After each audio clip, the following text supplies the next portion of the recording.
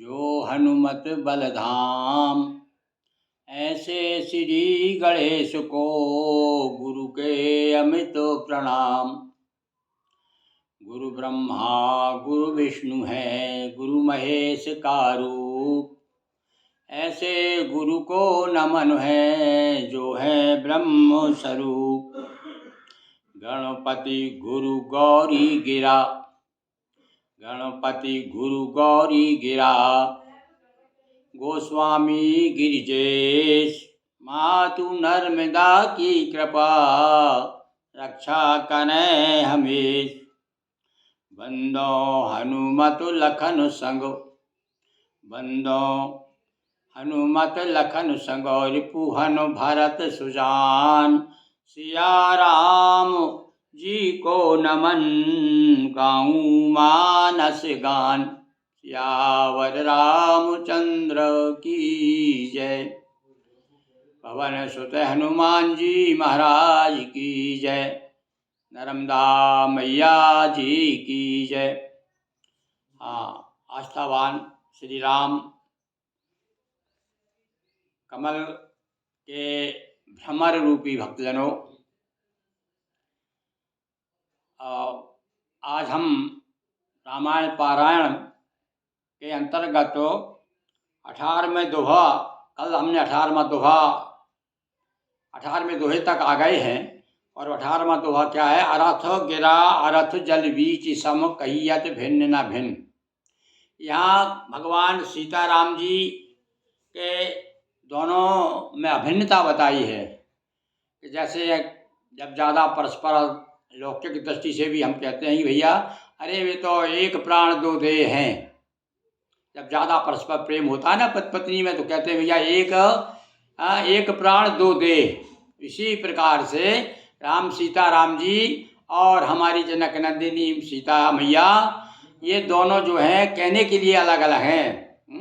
बार बार समझाया भी भैया जहाँ एकता एक रूप में जब प्रस्तुत किया जाता है तब कहा जाता है। जैसा कि बड़ा प्रसिद्ध दोहा है और आपने बहुत सारे विद्वानों के मुँह से सुना होगा कि भक्ति भक्त भगवंत गुरु चतुर नाम बपु एक।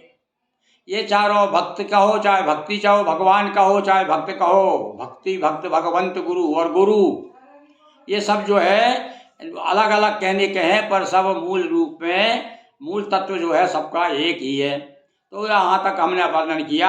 आज अब देखते हैं, अब नाम की महिमा बताएंगे हमारे गोस्वामी जी महाराज। अब नाम के बारे में बताएंगे कि राम का नाम कैसा है भाई, और राम की महिमा क्या है। क्योंकि जिस राम की चरित्र की गाथा सुनाने जा रहे हैं, वह राम जो है कैसा है। और 2 अक्षर का नाम, ये 2 अक्षर जो है, 2 अक्षर में सब कुछ छिपा हुआ है। अब देखिए एक एक चौपाई पे ध्यान दीजिएगा, आज बड़ा आनंद आएगा आपको। आज बंदो नाम राम रघुवर को, हेतु किसान भानु हिम कर को। अब सबसे पहले मैं राम के नाम की ही वंदना करता हूँ। नाम का जो है नामी से नाम बड़ा होता है। अब यहाँ ये सिद्ध करने का प्रयास करेंगे हमारे तुलसीदास जी महाराज। ये कह रहे हैं कि बंदो राम नाम रघुवर को। रघुवर का नाम क्या है? जो रघुवंश में आए हैं, फिर देखो भूले नहीं है, बराबर चले आ रहे हैं भैया रघु का बराबर, यानी रघु का कह करके बता देते हैं कि अयोध्या वाले राम जी हैं हमारे। अब इनका नाम जो है राम है, तो ये 2 अक्षर जो है, ये आगे देखिए 2 अक्षर में रा आ और मा, ये 3 रा है, आ है और मा है। वो तीनों जो है वो काय के प्रतीक हैं। वो क्या हैं वो बताने जा रहे हैं। देखिए अब आप, एक ही नाम में 2 नाम कहने को 2 नाम है, पर 2 नाम में 3 है। क्या है?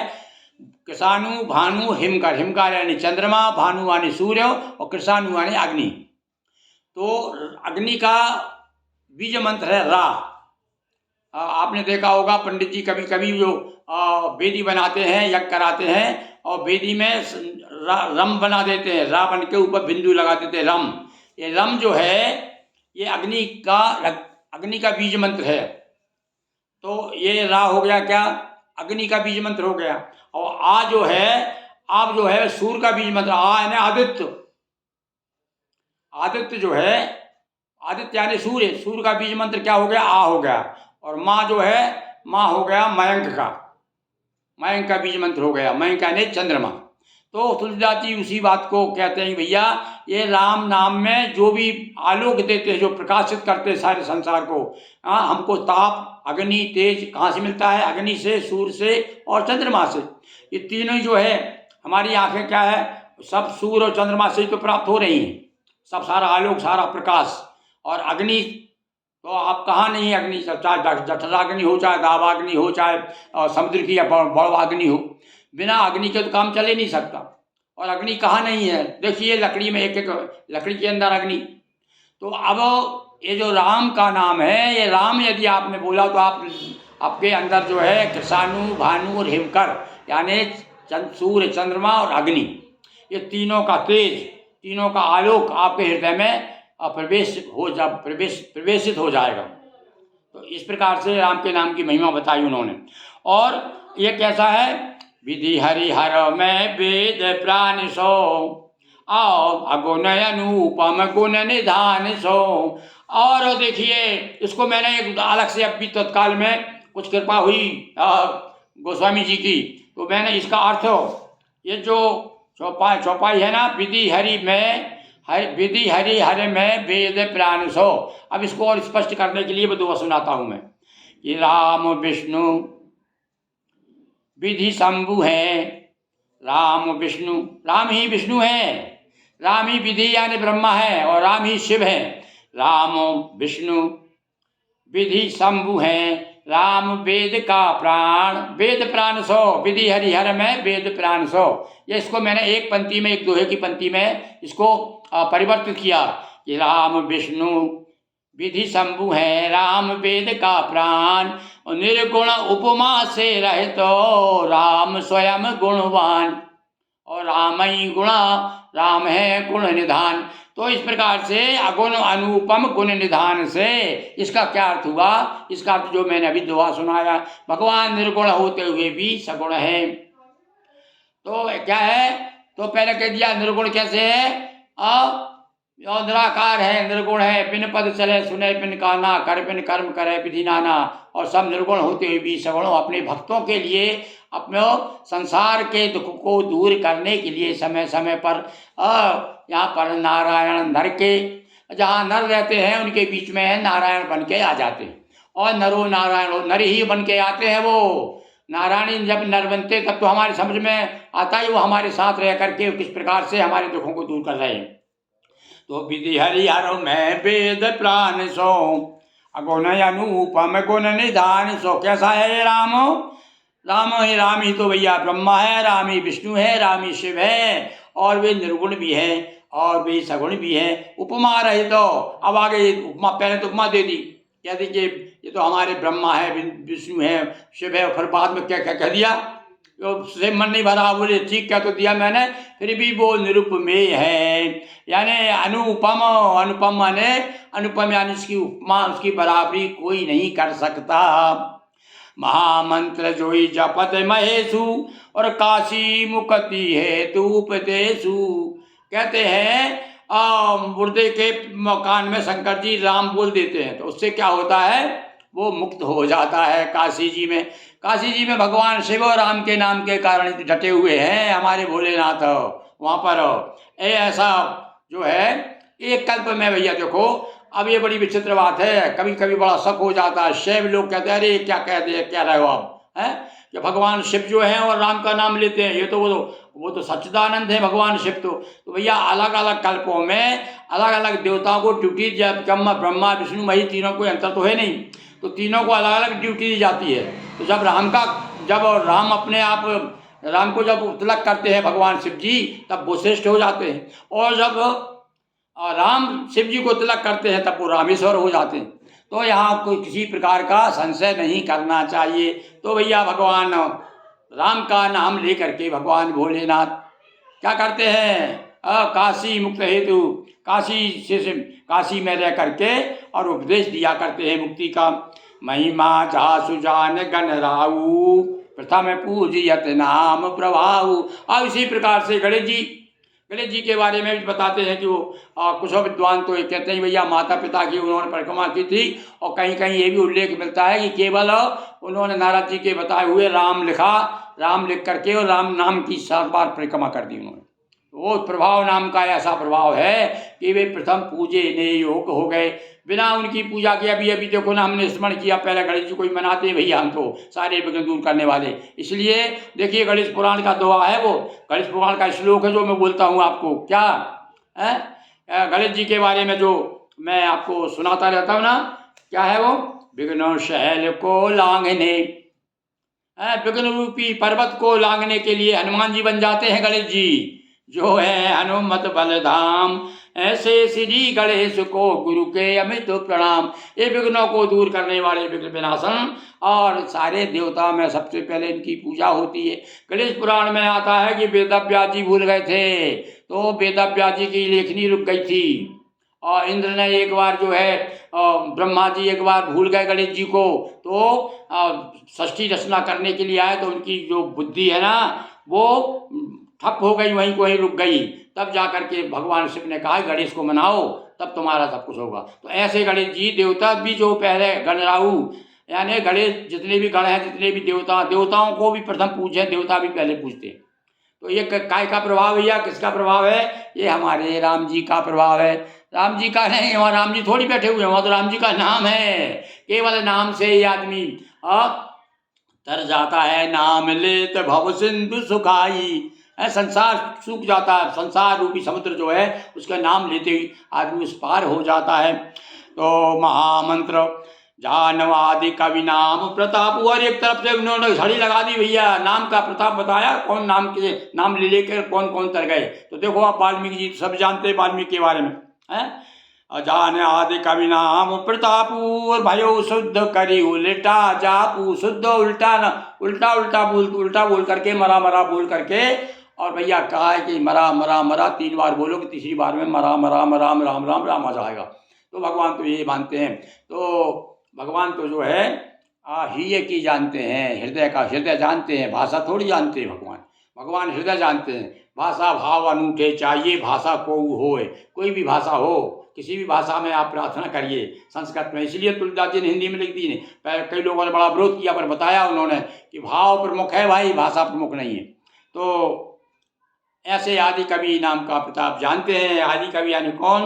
फिर यहाँ नाम ले लिया उन्होंने, आदि कवि एक ही तो है आदि कवि, है वो है वाल्मीकि जी, जिन्होंने कि सबसे पहले, देखिए आप बड़ी विचित्र बात है, कहते हैं इतने भविष्य दृष्टा थे वो, कि आगे राम जी अपने जीवन में क्या क्या करेंगे वो पहले लिख दिया था उन्होंने, वो गणेश जी की कृपा से है। और आपको सभी जानते हैं गणेश जी ने तो भागवत लिखवा दी, इन्होंने वेदव्यास जी 18 पुराण लिखवा दिए, लेखक हो गए, और वही वेदव्यास जी बोलते जाते थे। तो ऐसे गणेश जी को भी नाम का प्रभाव जानते हैं। और वाल्मीकि जी भी जो है उल्टा नाम जपते जपते, अरे हम तो भैया सीधा, अब भैया कुछ लोग जो कहते हैं कि राम राम सब कोई कहे, दशरथ कहे न कोई, और एक बार दशरथ कहे। अब यहाँ पर लोग प्रश्न पूछते रहते हैं, गांव में हम जाते हैं ना, पंडित जी ये क्या अर्थ है, कैसे दशरथ, हमने तो कई बार ले लिया, दशरथ का क्या अर्थ है? तो यहाँ दशरथ का अर्थ है हमारी जो शरीर रूपी जो रथ है, इसमें 10 घोड़े जुटे हुए हैं,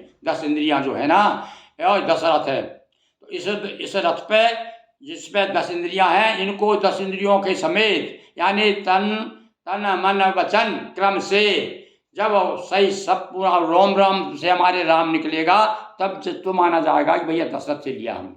तब वो एक ही बार बहुत कहा, तो इसलिए बार बार जपते रहो, कभी ऐसी स्थिति आ सकती है, भगवान कृपा कर देंगे तो हमारे रोम से भी जब राम निकलने लगे तब जा कर के बात बनेगी भाई। तो कहते हैं ऐसे हमारे आदि कवि राम का प्रभाव जानते हैं, राम के नाम का। और सहस नाम सम सुन शिव वाणी, और जप जई पिय संग भवानी। और वो पार्वती जी भी उनके साथ में रह करके राम नाम का जप करती रहती है। और वो आप सहस्त्र नाम के बारे में जो प्रसंग में पहले भी आपको बता चुका हूँ कि एक बार जो है भगवान शिव पार्वती दोनों कहीं यात्रा पे जा रहे थे, और तैयारी हो गई भैया, समय होने जा रहा था, पार्वती बैठी है सहस्त्र नाम का पाठ कर रही हैं। तब भगवान शिव कहता अरे पार्वती उठो उठो भाई, बहुत देर हो रही है। तो उनका हमारा चल रुको रुको, मैं जरा पाठ कर लूँ, मेरा पूजा पाठ मेरा पूरा हो जाए। अरे उन्होंने कहा राम रामेति रमे रामे मनोरमे शतनाम ततुल्यम राम नाम वरानने।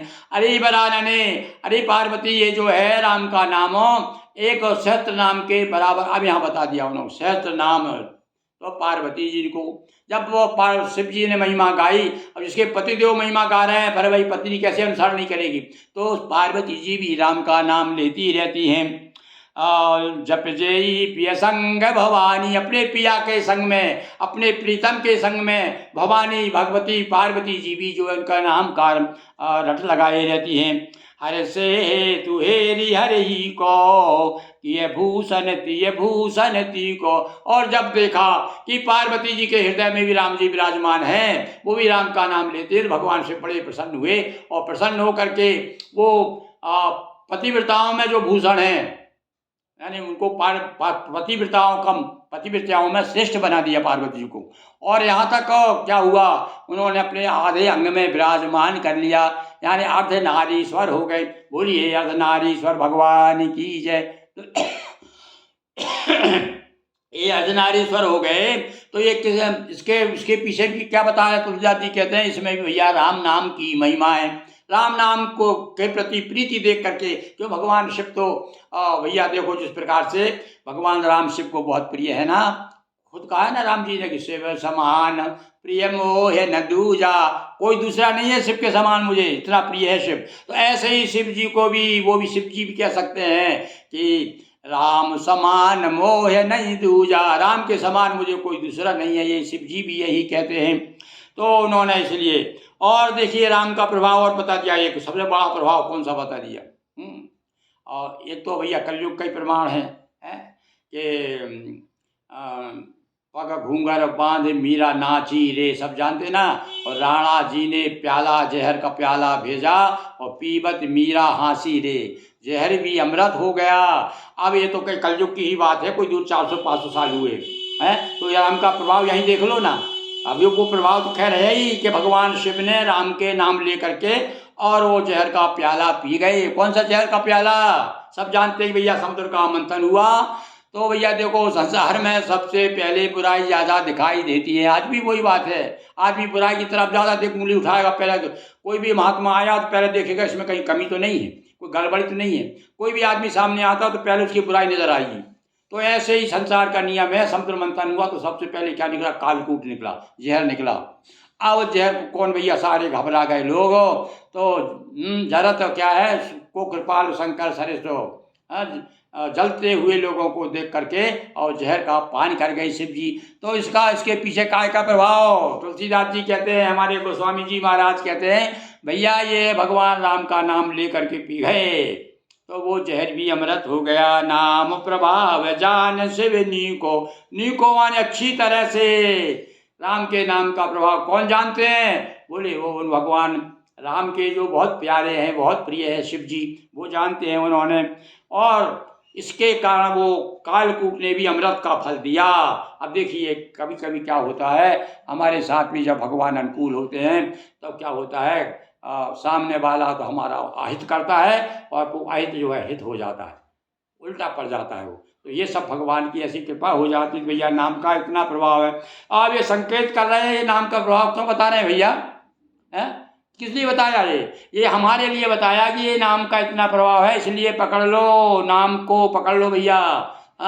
नाम रूपी रस्सी पकड़ लोगे तो रस्सी को पकड़ के धीरे धीरे आप सीढ़ी चढ़ जाओगे। कई कई सीढ़ियों पे आपने देखा होगा जिस पे डंडी नहीं रहती ना, तो वहाँ वो गांव में हमने देखा है, गांव में वो बहुत बड़ा रस्सा बांध दिया, एक रस्सा बांध दिया, तो उसे पकड़ पकड़ के लोग सीढ़ी चढ़ते थे।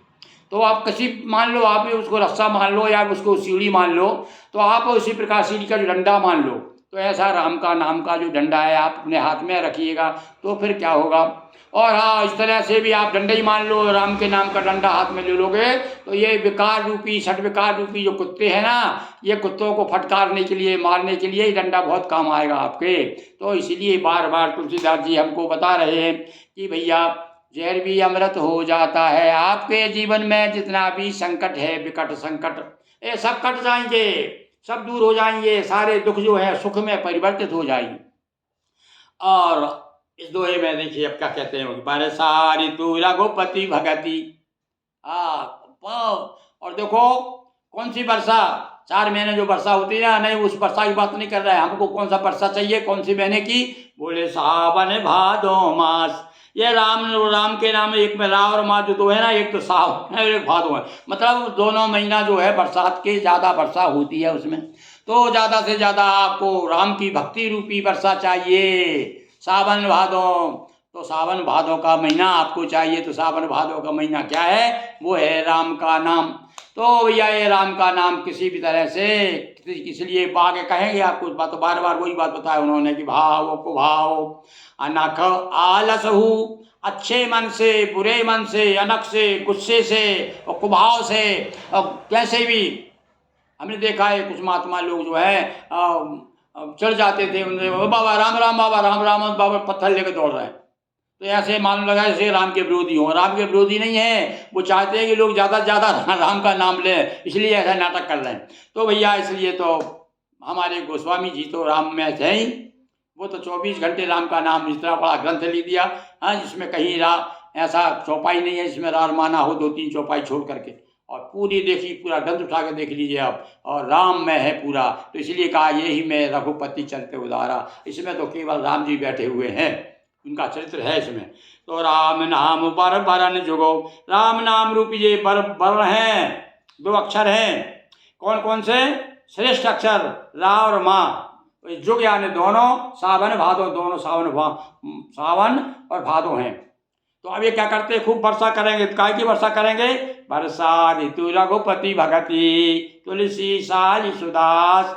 और तुलसीदास जी कहते हैं जो भक्त लोग हैं वो इस वर्षा ऋतु में धान पैदा होती है।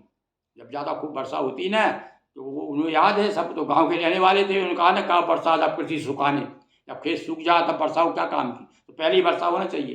तो अब खेत सूख जाएगा, ये कहने का मतलब जो हमारा शरीर जो है चला जाएगा, जब राम बोलेंगे आम निकलेगा मुँह से, आँखों से दिखेगा नहीं, फिर काय का पढ़ना है भैया, इतना समय बचा उतनी देर जो है भगवान का नाम ले लें। तो इस प्रकार से भैया आज 19वां दोहा समाप्त होता है। और ये जो क्रम है, ये रामायण का क्रम हमारा बराबर जो है, देखिए इंदौर वाले एक राम जी के परम भक्त हैं ओम प्रकाश जी गुप्ता, उनकी सूचना पर हमने जो है 14 जनवरी से ये प्रारंभ किया है भगवान का रामायण पारायण। और उसकी प्रेरणा भगवती नर्मदा जी की ऐसी कृपा हुई कि हम रोज आपको एक दोहा हम भी समझ रहे हैं, मनन कर रहे हैं, सुन रहे हैं, आनंद ले रहे हैं और आपको भी आनंद दे रहे हैं। तो एक बार फिर हमारे साथ बोलिए, बोलिए सियावर रामचंद्र की जय, अयोध्या राम जी लला की जय। ये राम लला की जय क्यों बोल रहा हूँ, अभी अभी राम जी की स्थापना प्राण प्रतिष्ठा हुई है, और वो प्राण प्रतिष्ठा जो राम की हुई है, तो ऐसे ही हमारे अंदर भी कुछ प्रतिष्ठित हो जाए भगवान, अंदर आ जाए, हमारे हृदय में भी विराजमान हो जाए वही छवि, जिस छवि को देखने के लिए दूर दूर से लोग पहुंच रहे हैं। हम तो केवल भैया मोबाइल में या टीवी पर देख करके अपने आप को संतुष्ट करते हैं। तो चलिए एक बार फिर से जयकारा लगाएं अपन आज की इस धारावाहिक में। तो बोलिए सियावर रामचंद्र की जय, पवन सुत हनुमान जी महाराज की जय, उमापति महादेव की जय, नर्मदा मैया जी की जय, हर हर महादेव शंभो।